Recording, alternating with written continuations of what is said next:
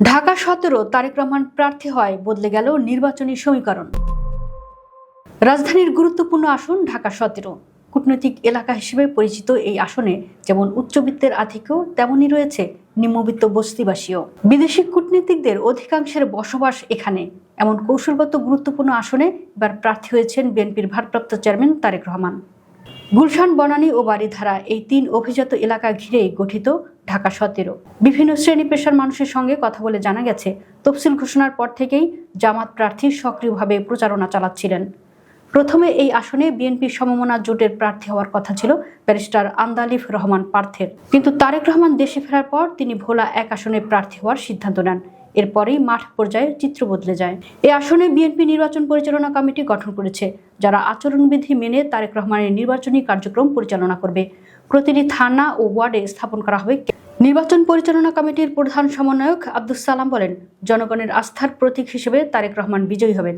গুলশান, বনানী ও বারিধারার মতো সচেতন এলাকার ভোটাররা নানা দিক বিবেচনা করে সিদ্ধান্ত নেবেন বলেও তারা মত দিয়েছেন। অন্যদিকে জামাতের প্রার্থীও প্রচারণায় সক্রিয়।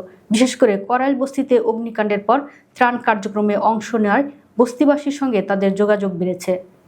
ফলে ভোটের লড়াই মূলত বিএনপি ও জামাত প্রার্থীর মধ্যেই সীমাবদ্ধ থাকবে বলে মনে করছেন স্থানীয়রা। তবে ভোট নিয়ে সবার আগ্রহ একরকম নয়।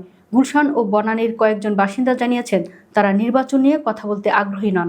অন্যদিকে রিকশা চালক, ব্যবসায়ী সহ সাধারণ মানুষ বলছেন, তারেক রহমান প্রার্থী হওয়ায় এখন তিনি এগিয়ে রয়েছেন। গতকাল গুলশান চেয়ারপারসনের রাজনৈতিক কার্যালয়ে বিএনপির স্থায়ী নেতাকর্মীদের সঙ্গে মত বিনিময় করেন তারেক রহমান। সেখানে উচ্চবিত্ত ও নিম্নবিত্ত দুই ধরনের ভোটারের সমস্যার কথাই তুলে ধরা হয়। সেসব সমস্যা সমাধানে তিনি নিজের দৃষ্টিভঙ্গি জানান। এই আসনে আরও প্রার্থী থাকলেও তারা আলোচনার কেন্দ্রবিন্দুতে নন। যেমন খেলাফত মজলিসের মোহাম্মদ এমদাদুল হক, ইসলামী আন্দোলনের মোহাম্মদুল্লাহ, জাতীয় পার্টি আতিফ আহমেদ, বিএনএফের SM আবুল কালাম আজাদ এবং ইনসানিয়াতের মঞ্জুর হুমায়ুন। ঢাকা ১৭ আসনটি গঠিত ঢাকা উত্তর সিটি কর্পোরেশনের ১৫, ১৮, ১৯ ও ২০ নম্বর ওয়ার্ড এবং ক্যান্টনমেন্ট এলাকার অংশ নিয়ে। গুলশান, বনানী, বারিধারা, নিকেতন, মহাখালী, শাহজাদপুর ও সেনানিবাসের অংশবিশেষ এই আসনের অন্তর্ভুক্ত।